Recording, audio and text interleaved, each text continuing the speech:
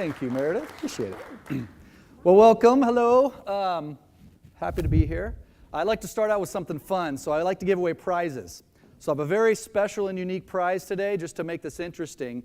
And somebody in here is gonna win something amazing. And I was trying to think of what would be cool about it. So I have 3 little kids, and they play youth sports, right? So my youngest, well, they all play baseball, but my youngest wears number 1. Okay, on his jersey. It's a new thing because my older son has a kid that he really likes that plays baseball that's 1, so he wanted to be. So he's number 1. And then I was trying to think of what would be other cool numbers. So my high school basketball number was 14. So if there's anybody in this room whose birthday is January 14th, is anybody born on January 14th? Your sister? Nobody in this room is born January 14th? Not a soul? Hang on, wait for it. Okay, well then whoever's wallet this is not in this room. So there was a wallet discovered. If you're born on January 14th, it might be yours, but clearly was nobody in this room, so you're all off the hook. So you may, sorry I don't have a prize for the rest of you then. How disappointing that must be. Well, again, thank you for having me. We got a kind of unique topic here this morning. As Meredith shared, our background, our firm, Akili Capital, is really built on doing multi-generational wealth planning and transition for families. We found early on in working with wealthy families that money transfers to kids, kids fight, they blow the money, they hate each other, and we tried to solve that. And in doing so, we learned a lot of core things that we found to be universal principles that applied to families. We found it applied to our businesses, and now we found it applies to just about everything you do. And so today we took the opportunity to get in front of you guys right out of the gate, because how many of you are here to build some relationships? Hopefully most all of you, because that's usually what's going to come of value out of this. You'll get some technical knowledge, that'll be helpful, but relationships are really what make the world go round, right? Think about who's doing exactly what they thought they would be doing 20 years ago. Like, did you grow up saying, this is what I'm going to do when I grow up? Right? Nobody really does that, right? And so you end up somewhere. Usually if you think about why you're where you are, it's often because of some sequence of relationships. You've met people, you've learned things, you've had conversations that were meaningful, and as a result of that, you've ended up where you are. Safe to say? Yes? No? All right, you guys are super interactive. Well, I'm going to mess with you in a minute. So here's just I'm going to hit really on just a couple key things. I'm going to establish some foundation for where I'm coming from with this. I'll share with you what I believe to be a universal challenge that a lot of us have in going to events like this. I'll share with you 3 of our principles of accelerating relationships. There's many more, but we have time for 3 today. And then kind of what do you do with all of this stuff? So first off, I believe that every decision you make is an investment decision. Okay, and that's kind of easy for you guys in this room. This is a crowd full of investment-minded people. But a lot of times we think of investment as money in, money out, right? Risk, reward, risk, return. Well, I will tell you that every decision you make is an investment decision. You guys decided to come here, right? You are here for at least 3 days. Was this an investment decision to come here, right? Either you paid money, you're certainly investing your time. So what is your expectation of return for the investments you're making? Right? Did you think about that prior to coming? Did you have a decision, a proactive decision you made to get a return on your investment for the time that you're going to spend here? And I would argue you should, right? Secondly, I would say, if you think about every decision as an investment decision, and it's not just monetary, the question I like to ask, how many go to Starbucks? Anybody drink Starbucks coffee? Okay, how much is a Starbucks these days? Like $5-ish for a coffee? Is that about right? Close? Okay, so is $5 a good investment for a cup of coffee? No, it's not. So why the heck are you investment-minded people buying Starbucks coffee? What's wrong with you, right? Is it a good investment? Well, here's what I would tell you. So I usually make my own coffee because I came to the conclusion that $5 for a cup of coffee is not a mutual beneficial exchange. So I make my own. I think I make it a little better, and I can have multiple cups, and it's just easier. However, if I'm going to go meet with one of you in some town I've never been to, and we need to figure out where we're going, I know somewhere within probably a 3 to 5 mile radius of wherever you are, we're both going to recognize a little green sign that represents Starbucks. I know I can go in there and you can tell me beforehand what drink it is that you like, and I know I can order you your triple espresso with extra whipped cream and sprinkles on top, non-fat, skinny, whatever the heck it is, right? And it'll come out exactly the way you like it, and it's almost like I prepared it. And I know there's going to be a little corner over in the room where we can have 2 little seats, a nice little table, some soft music playing in the background, and we can have a meaningful conversation. Now is my $5 investment a good investment for the coffee? Now it's a brilliant investment, right? That's probably worth way more than $5. So investments are also relative, right? Your time is relative. So how you spend your time, you have to define what's your relative return on time, right? So what's your return on relationships? Have you thought about that? Are relationships an investment? Anybody invested in a relationship that was a horrible investment? Most of us have, right? Most of us dated at some point in our lives, right? And some didn't work out so well, right? Maybe for too long, right? So what's your return on those relationships? Do you take the time to define the purpose of those relationships in order to determine what is the purpose of this, right? Is there a reason? Am I doing this for an intentional reason? So how many of you guys know who Simon Sinek is? Okay, if you don't, I would look him up. He wrote a great book, Starts With Why, and he has this thing he calls his golden circle. And you can read the book, or if you're not a real book reader, then go on YouTube, search him out, and he's got a little 12-minute deal that'll give you most of the points here. But he has a circle that he talks with. On the outer circle is the what you do. You go in a layer, it's how you do, and in the inner circle is the why you do what you do. When we go meet with people for the first time, what do we tend to talk about on a lot of cases in a business environment? What do we talk about? What we do, right? How many of you think it's most important what you do? How many of you do business with people simply because of what they do? Very few, right? I mean, it needs to be kind of a starting point, but that's rarely going to be the determinative factor that's going to drive you're actually doing business with that person, right? More often it's going to be how they do what they do, and even more so the why they do what they do. Because do people make decisions based on the analytical outcome of what you're presenting to them? Do math and spreadsheets sell what you're doing? They don't, right? What side of the brain makes decisions, the analytical side or the intuitive side? Intuitive, right? You know, the bigger the decision you make, the more emotion drives your decision-making process, right? Yet we convince people to do business with us based on spreadsheets and math, right? Everybody do that? And I learned a long time. I was in private banking for a lot of years, and I built some sweet spreadsheets, right? I'd show people how to save hundreds of thousands, millions of dollars oftentimes. I'd show it to them, and they'd say, great, let me go think about it. Like, what the heck do you want to think about? Right? What's to think about? And I finally realized that wasn't their driving factor. It wasn't about that. It wasn't about the math. It was about what they were trying to accomplish. How do I get them to connect with what they're trying to do in their lives? And now this financial stuff becomes the engine to get there. But until you define where there is, that's all kind of irrelevant. And I would even go the step farther that even potentially more important is the why you do what you do. I think there's a little inner dot, which is the who you are. Who you are. At the end of the day, I think people do business with who you are as much, if not more, than any of the other factors. Anybody agree with that? Right?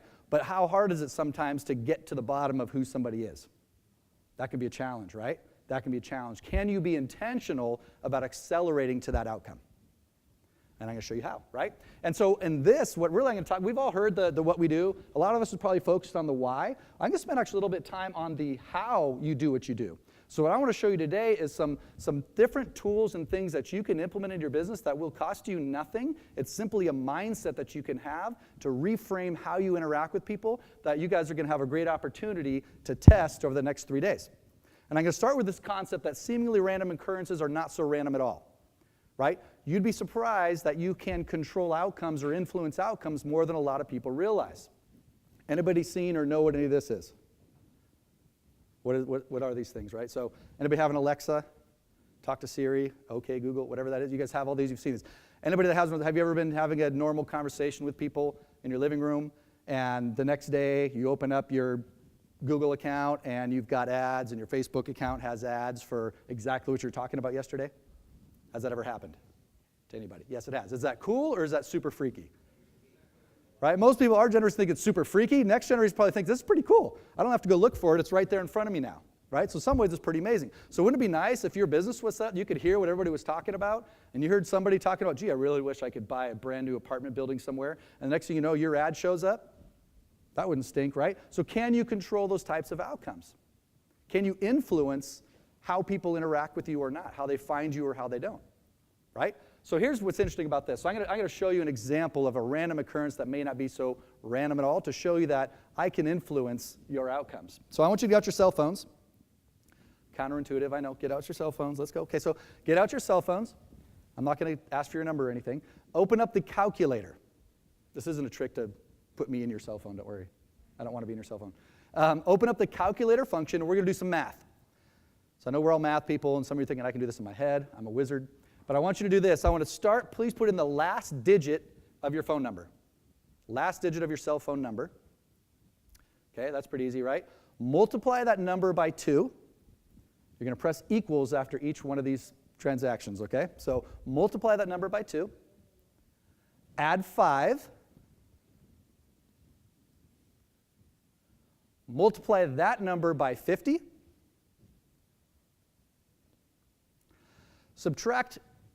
add 1,769. Pretty random, huh? But that's a really cool number, you just don't know it yet. And I want you to subtract the year in which you were born. So you should have either a 2 or a 3-digit number. Who has a 2-digit number? Do your cell phones happen to end in digit 0? Does your cell phone number end in a 0? It does, correct? If not, you have questionable math, okay? Everybody else has a 3-digit number. The first number should be the last number of your cell phone. Is that true? I'm going to ask who's going to be brave enough to tell me what the next two are. You in the black suit, Mr. Rousseau. You have a 2-digit number, okay. What's your 2-digit number? Say again? Oh, interesting. Really? Is that right? That would shock me. Now you have me fooled. The second 2 numbers should represent the age you're going to turn this year. Is that true? Pretty cool, huh? Was that random or was that on purpose? You're 53? You liar. Pretty cool. So here's what I want to share with you. I want to talk some challenges that we have. So everybody goes to meetings and interacts with people, right? The answer is yes. You're all kind of at one right now, right? So we go to these things and we expect to have some meaningful interaction, right? You go to things anticipating some cool, meaningful interaction. And sometimes we go to these meetings. Anybody been to that? Right? You go and it's really a bunch of people kind of sniffing bums, right? See who's got who and who's got what, and what car do you drive, all this type of stuff. So you got these people where you kind of have this layer of separation because you're trying to be something, right? So we go to those meetings, and sometimes you've probably been the ones that end up more like this, right? But that thing, you're going to go meet some cool professionals and do something cool, and really it's just a bunch of people getting loose, right? And that's fun. There's a reason for that, but it's not always what you're trying to accomplish. Right? So sometimes we get really lucky. You make great interactions, you have a cool exchange with somebody, and you expect something good is going to come of it. Right? That's your expectation. So you go back, you see these puzzle pieces fitting together, this is going to be fantastic, and then you think, sweet, money's going to fall out of the sky and great things are going to happen. And you hope great things will happen. How often do great things happen? Sometimes. But would you like it to be more? Yeah, how many people go to meeting after meeting after meeting and cool things happen and then nothing comes of it? That happens all the time, right? And then you start hoping something will happen. Well, hoping is dangerous because if you don't try to influence an outcome, you sit there and hope something happens, you're addicted to what we call hopium. Hopium is dangerous. So I'll tell you, say no to hopium. Right? So how do you go about avoiding this terrible disease of hopium, of hoping something will get better? Because it doesn't unless you influence it, right? So really, what happens is you go to these meetings, you meet with somebody, then you got to do what? You tend to want to follow up with them for some reason. You got to have a next conversation. So, if you're not local, then you're meeting them by Zoom, Skype, something like that. If you're local, you're trying to meet somebody, and I call this the coffee and burger syndrome. Right? You meet them for a cup of coffee or going out for dinner or something like that. So you have coffee and burger syndrome. And really what ends up happening is at the end of the week or the end of the month or the end of the year, it looks kind of like this. Right? You've had 87 meetings, 100 cups of coffee, 14 burgers, and you're trying to figure out why nothing's going on, right? And you realize, holy cow, I've just had 87 cups of coffee. I'm wired, right? And gosh darn if my marketing fund isn't depleted, right? Because I keep going to these things, I keep doing all these things, I keep meeting all the right people, but something next level's not happening, right? Something next level's not occurring. So how do you go next level, right? What do we do about this? What's next, right? How can we fix this? So what I want to do is introduce you to what we would call the first 3 principles of accelerating relationships.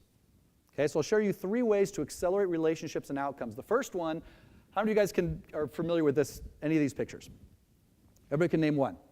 So what I would tell you, this isn't going to be new to you, but this is going to be a thought for you. Story matters. Okay, story matters. We said earlier, what side of the brain do people make decisions on, analytical or intuition? Intuitive side, right? That's where the decision ultimately is going to be made, validated by your analytics. Okay? But at the end of the day, you have to make the emotional connection with them. What's the first form of language that everybody learns as children? How do we share concepts? Hint, it's on the board up here. Storytelling, right? You teach lessons through stories. Right? How many of you speak a foreign language? How many of you mostly speak a foreign language? So when you're sort of mostly speaking your foreign language, are you comfortable and relaxed, or are you translating and analytical? I'll give you a clue. You're translating analytical, right? You're not necessarily, because you're having to translate and try and figure out what's going on, and you're not in your relaxed mode. Then when somebody was to switch and speak to your native tongue, you'd be able to relax and have a more deep, meaningful conversation. Do you agree? So why is it, how many of you think in your industry you speak somewhat of a foreign language? You all do, right? You all do. Not everybody speaks investment speak, real estate speak, legalese, or I would call Finglish, right? Financial English. Not everybody speaks those languages. In fact, most people don't. So half the time when you're talking to investors or other people, they don't know what the heck you're talking about. Are they going to admit they don't know what you're talking about? Absolutely not, right? Who wants to be that person? So you're just missing the boat. And they're not relaxing. You're making no connection with them, right? You've missed out on the opportunity to share story, because story is how you flip on that side of their brain. So the biggest challenge becomes when someone comes to meet with you, are they expecting an intuitive, emotional conversation or an analytical conversation? What are they expecting? They're expecting analytics, right? You're a math guy, you're a real estate person, you do math, you do this, you're an investor, you do that. I would expect mathematics. That's the expectation, and we live with that expectation, and we operate in those parameters because it's what they expect and it's what we deliver. But at the end of the day, they just don't make a decision. They want to go think about it. Why do they want to think about it? Because nobody makes a decision on the analytics. So can you redefine what you do and how you do it such that there's an emotional connection to an outcome? Can you redefine what you're doing such that there's an emotional connection to an outcome? So I'm going to let you guys do something here. And we're going to do a little experiment in this room, which is going to make a lot of you freak out and be super uncomfortable. It's part of why we do it. So the question is, what's your story? And what I found is in order for somebody to get comfortable telling a story, what do you often have to do first? Tell yours, right? Yeah, you have to have one. You have to connect with them before they're going to connect with you. Would you agree? You do, right? You have to connect with them before they're willing to connect with you. So I want to give you guys a challenge here to start thinking about what is your story, right? We have one we use called the New Me story. So our firm was built on a sequence of stories that we tell when we meet with new people so that they can understand who we are, how we do, and what we do, and why we do it, right? That's important all through the context of story because people can connect and relate to that. Right? Without that, we're just more people that do math, right? Which is the easy part of what we do. You heard my degree is in industrial organizational psychology, which means I'm all messed up, right? I do math for a living, but I got that side of me, and I don't know what's going on half the time in my brain. But it connects, right? They connect when you can blend the two together. So here's what we're going to do. We're going to introduce ourselves to each other, but we're going to try it in a different way, okay? So you're going to find somebody at your table or nearby, and you're going to make an introduction, and it's going to be a little different than what you normally do. It's going to go like this. My name is. Okay, that part's easy. You guys can probably handle that, right? My name is. You can handle that part of it. I come from a people who, and from them I've learned. My name is. I come from a people who, and from them I've learned. Okay? Little different twist. Don't freak out. Be bold. Connect with somebody. So find somebody at your table. Feel free to introduce yourself. Take about 2 or 3 minutes, and then we'll switch and have the other person do their own introduction. Okay, so it's okay to get loud, stand up, have a conversation. I'll loop you back in about 2 to 3 minutes. You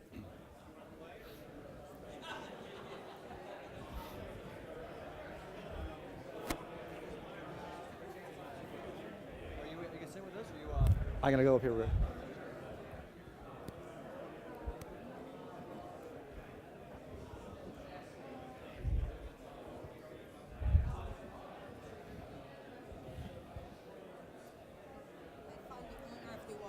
Oh, you did? Yeah.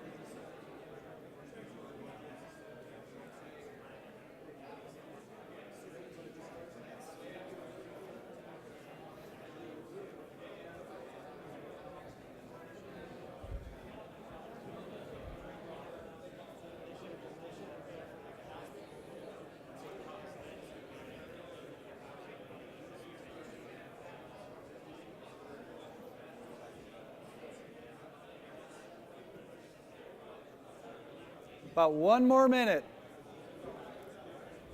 Uno más minuto.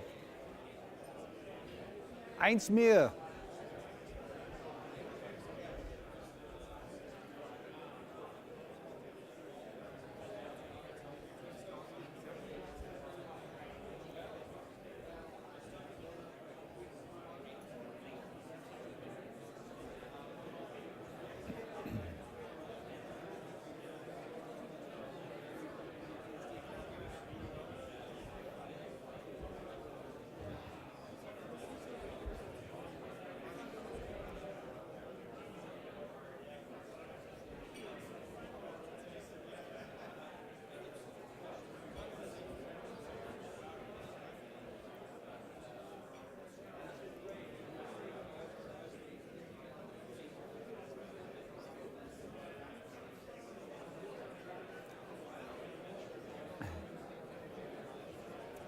All right, let's circle back up.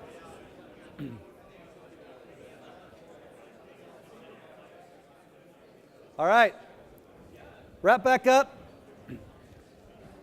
So quick question, who found that super easy? Super easy? Cool, how many of you found it kind of difficult to think that through? Yeah, a couple, a little some easy, some difficult. Who learned something interesting about somebody?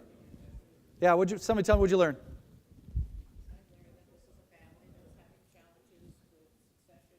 Uh-huh. Okay. Cool. So, and that's been is that a family story? Is that a family ongoing thing? Yep. Cool. Okay. So you learned a little bit about how family heritage impacts future generations, right? Right? Who else has learned something interesting about somebody? Saw some other hands go up. Who learned something interesting about somebody? Anything? Yeah, what you got? Yeah. Okay.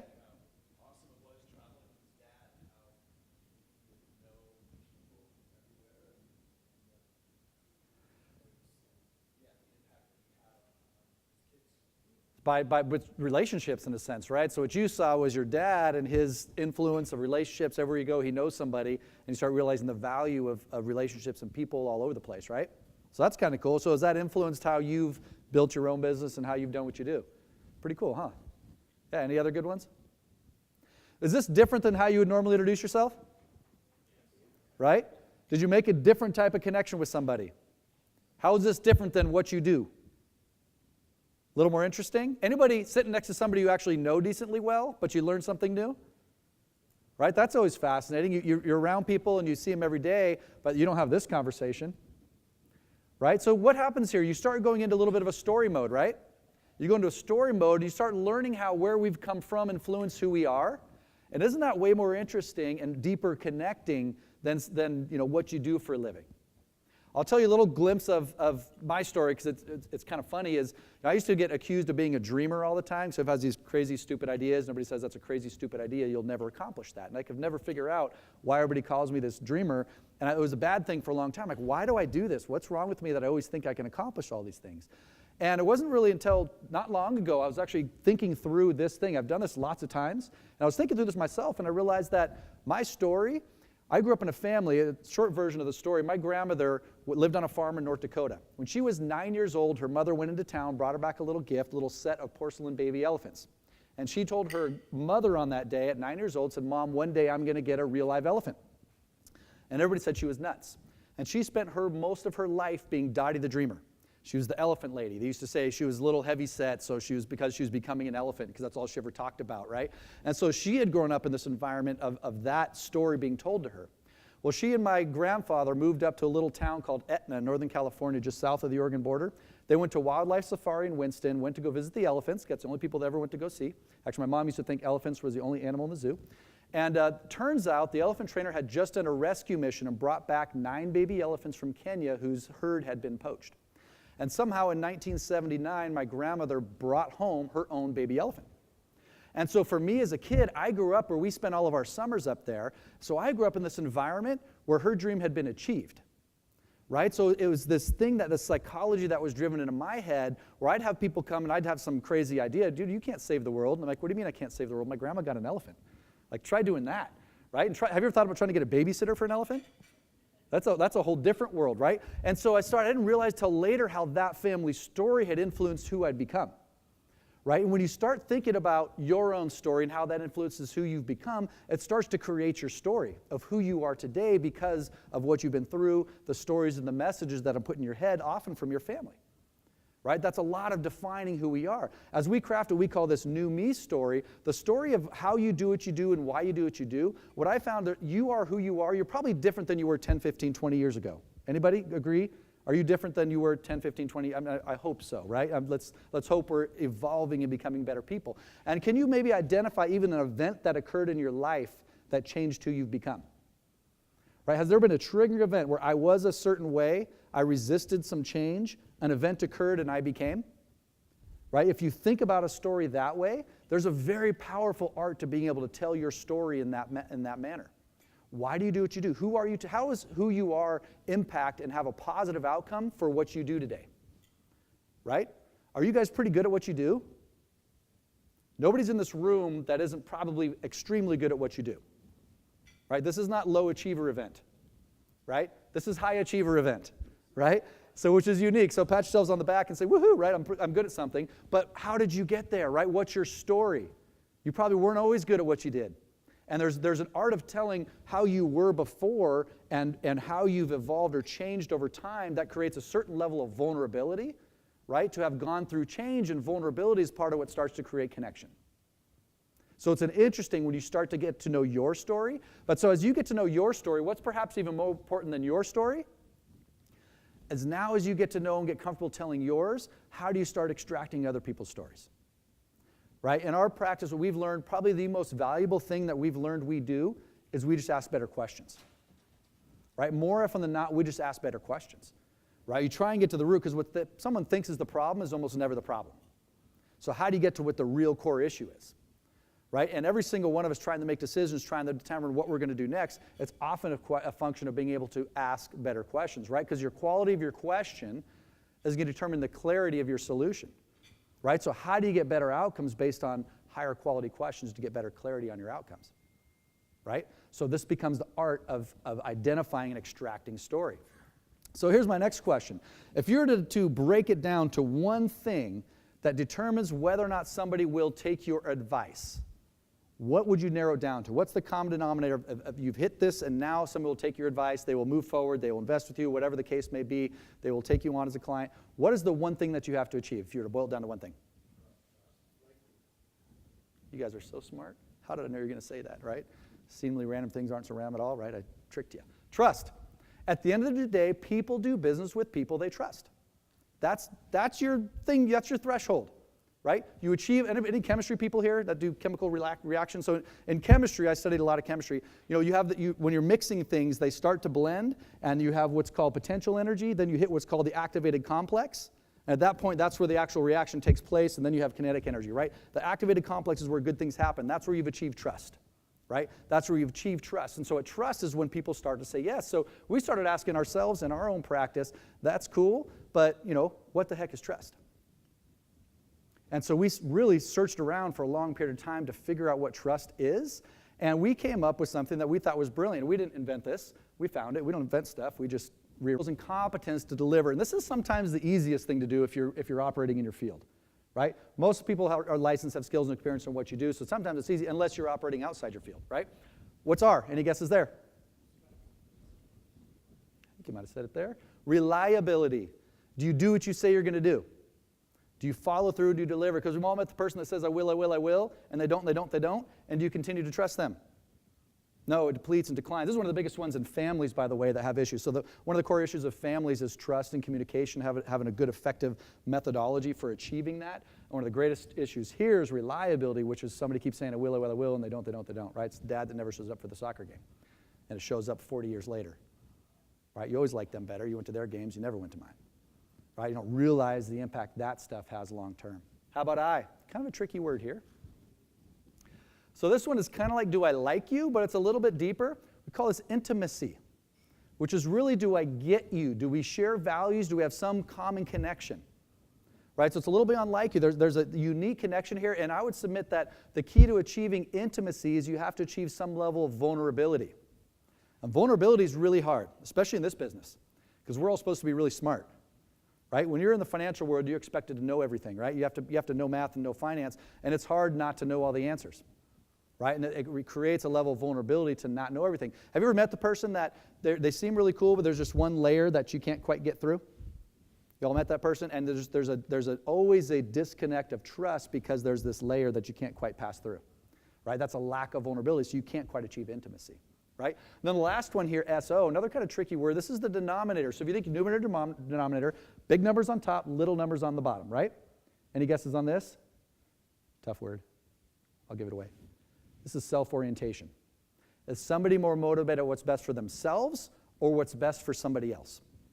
Are they looking out for you or are they looking out for themselves? So if you think about this, we use this actually mathematically, 1 through 10 on top, 1 through 5 on the bottom. We've ranked all our business partners, anybody we've ever worked with, and we run them through this trust quotient, partly to get the outcome, but more importantly to get the individual pieces. Because if you think about why you do or don't trust somebody, oftentimes you can't put your thumb on what it is. Or you can't quite put your thumb on something's just off, what is it? And you run through here, and it starts making sense. Anybody ever had somebody that you were giving advice to or trying to help achieve something or making a suggestion to them, and they decided to do something else based on someone's advice that had no idea what they were talking about? That ever happened? People taking advice, people have no idea what they're talking about. So reality is people take advice from people all the time for all the wrong reasons, right? So here's an example I like to use is, I'm an investment guy, and somebody comes into my office, and she says, hey, I just invested in this new company. I'm like, holy cow, I thought I helped you with that type of stuff, and I'm getting a little defensive. Why didn't you come to me first? And what made you decide to make this investment in this new company? And I said, what was the source? Well, my hairdresser made the suggestion. And I'm thinking, holy cow, what is wrong with me? I'm in the wrong industry. You value their advice over mine. I need a new job. This is terrible. And so now you start breaking it down. You kind of deal with it, and you start trying to figure out, okay, why on earth did she take investment advice from her hairdresser? And then you run through the trust quotient. You say, oh, my hairdresser, wait a second. What's her level of credibility or competence to help her invest in a business? High or low? Low, right? It might be a 1 or a 2. How about reliability? Actually, she told me one 2 months ago that I did, and it did really well. And she's always on time for my appointment. Every time I show up, I get my glass of Chardonnay. My hair comes out perfect. And it's amazing. Delivered on time, as is, every time. High reliability, 7 or 8. How about intimacy? High or low?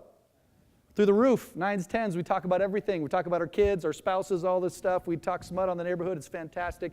It's a super great, intimate relationship. How about self-orientation? Does she have anything to gain by giving me investment advice? No, 0. She's like a 1. You do the math, and your hairdresser's all of a sudden a 22 giving you advice on what you should invest in. Pretty freaky, right? Pretty freaky. Now think about how they might run their investment advisor through this. Credibility and competence. Maybe pretty high, 7s and 8s. Reliability, yeah, they call me back most of the time. Maybe not every time, but pretty good, 7 and 8. Intimacy, yeah, decent. Little layer of vulnerability I've never quite connected with, so might be a 5, 6 there. Self-orientation, well, I know they get paid if I say yes to this, so it might be at a 2 and a 3, and you do the math, and all of a sudden they're an 8. Now you realize people are taking advice from the wrong people all the time. And now you have a way to identify why. Right? Because now you can start articulating to people what the difference is as to who's taking people's advice and why. So now how does this apply to anything whatsoever that you're doing? Think about how you interact with people. If people do business with people they trust, and you start connecting with people, think about this thing, think about all your marketing materials, is what you do. If people are going to say yes once you've achieved trust, what have you done to build in each of these areas? Because is trust reality or perception? It's perception, right? Which is kind of scary. I'm not saying go trick people and manipulate people, but you can certainly be intentional and influential around how you introduce yourself, right? Can you share your story in such a way that it hits on these things? Right? Can you share your story in such a way that's going to accelerate your outcomes? Anybody do letters? Marketing letters, newsletters, anything like that to send out to investors or clients or anybody like that, right? A lot of people do. We wrote one for years. We had a nautical theme. We were in San Diego, and ours was called, it was all around sailing kind of concept. So we had a lead article, something I wrote just about whatever the heck was on my mind. We had something that was economic, some economic review, things going on. Then we had what we called galley chat, which was junk going on in the office, right? Water cooler conversation. And then we also highlighted other people's businesses in that. We could obviously track open rates. What percentage of people opened up the economic review? About 3%. And I could tell you exactly who they were, right, without knowing who actually opened that. How many opened the galley chat? About 88%. What's that tell you?